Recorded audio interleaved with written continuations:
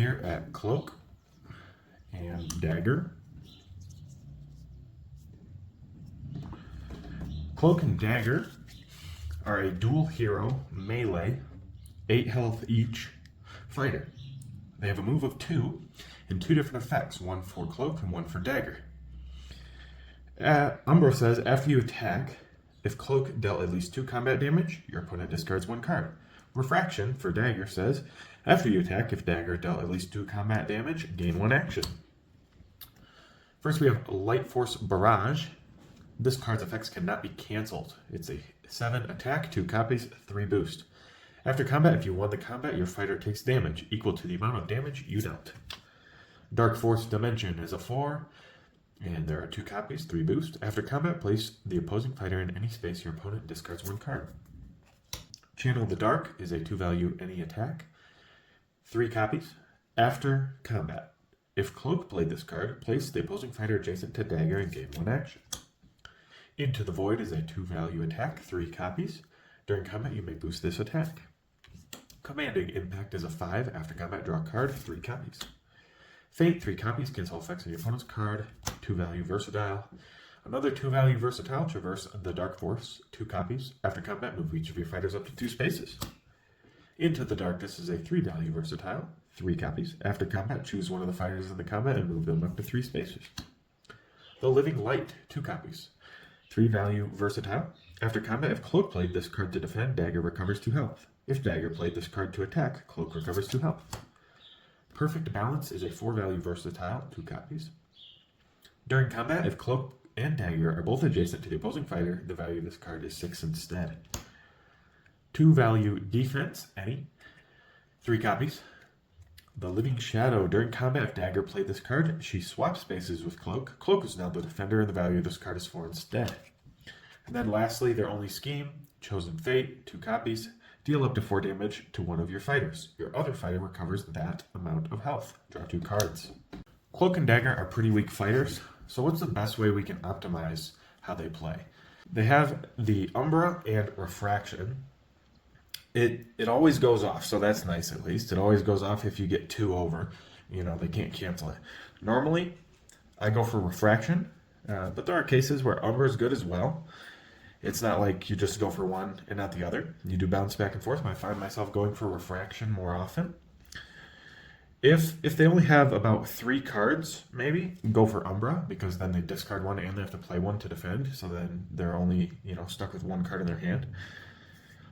At 2 heroes with 8 health, you are already super weak. So if one dies, it's pretty much a guaranteed win for the opponent. So let's take a look at their cards and see what we can do with these characters so that we can win a battle even though they struggle. So Dagger here has this card, Light Force Barrage, which looks really good, and it is pretty good. Dagger only has 8 health, and this is 7. If they don't defend and you both take it, the game's pretty much over. Use it later in your game. It's a finisher. It's not something you should use it at the beginning. And it's not over, not just a finisher for them, but for you as well. So that's the Dagger only card. Now the Cloke only card is Dark Force Dimension. This places the opposing fighter in any space. That's important. And your opponent discards a card. So if you actually get over the value, if you deal 2 damage on your turn, they're discarding 2 cards.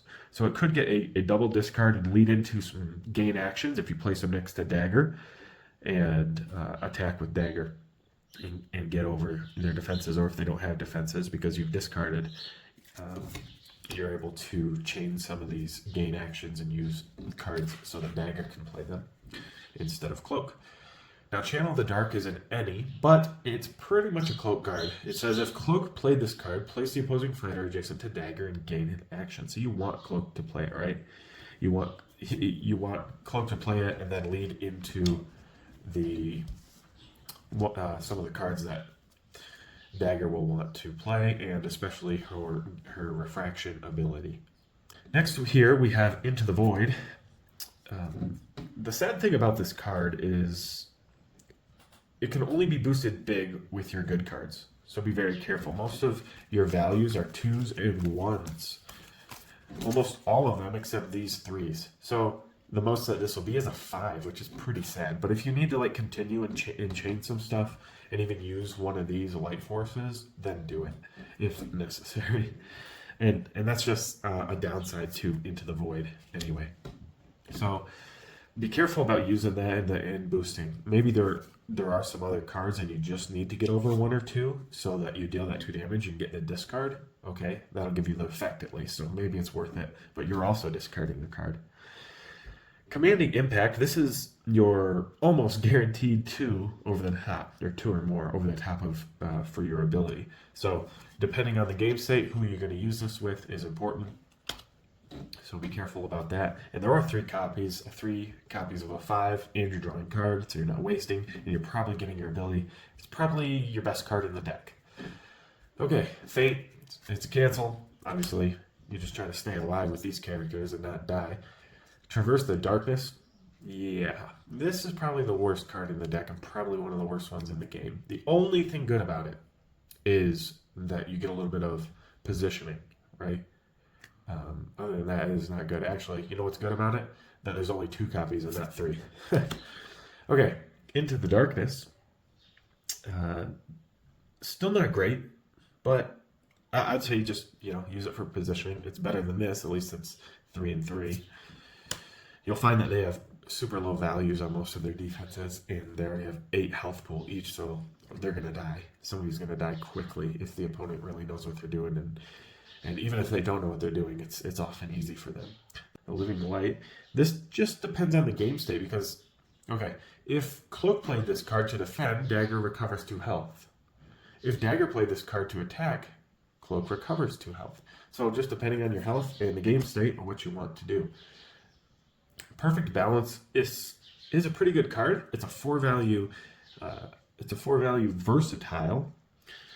It's your best defense, but it only delays the inevitable if you're using it on defense. So I'd recommend using it for attack if you can. If you can keep attacking them and they're running, that's good because then they're not attacking you because you have very weak defenses.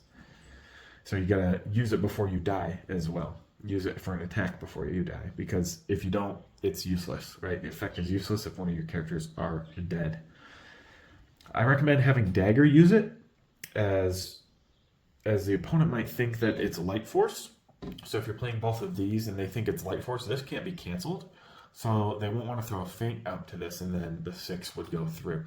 So you can also just go up to them and put both of your fighters adjacent to the opposing fighter and play Light Force Barrage, and they might think it's this. And then they take 5 damage, but so do you, so keep that in mind.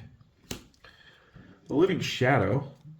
Living Shadow. Obviously, you have Dagger. Use this, and keep her up front if you do. If you have this in your hand, you're going to want to keep Dagger up front so that they attack her and try to kill her off first, so that you can switch out and it becomes a 4. Chosen Fate is not that great of a scheme, and it's your only one, and there's 2 copies. The health swap is usually useless unless you know Dagger's about to die. Then it can be pretty beneficial because you bring her health down to the lowest it can be and then attack knowing that she's going to die. But they're going to see that coming. So you have to make sure that they can't stop that if you're going to go for this. So that'd be the only time I'd really want to be using this. If you just used it as the scheme, you're wasting a turn attacking, which doesn't keep your opponent on the back foot. But you do have the draw 2. So if you're adjacent, it is deal up to 4 damage. So you could deal 0 and then draw 2 cards and cycle through, really. So it's only working as a cycle. As I said, these characters are super weak. If one dies, it's pretty much over, so you got to keep them both alive. If you do end up killing Dagger with Light Force and getting that big hit in, make sure it's a little bit later in the game, or at least that their health is low enough to where Dagger can take them on alone. You do want to keep them pressured, and you can if you get the right momentum, the right tempo for Umbra and Refraction, especially Refraction with the gain action. So use those with each other, and some of these card effects help with the others, but normally most of these aren't really helping both your characters. They don't really work together that well, not compared to some of the other characters in Unmatched. But that said, if you do have the opponent on the back foot, you are going to have a way better chance of winning as Cloak and Dagger. Anyway, I hope that helps you understand Cloak and Dagger a little bit better, even though they're on the weak side. Maybe you can pull off some wins with them.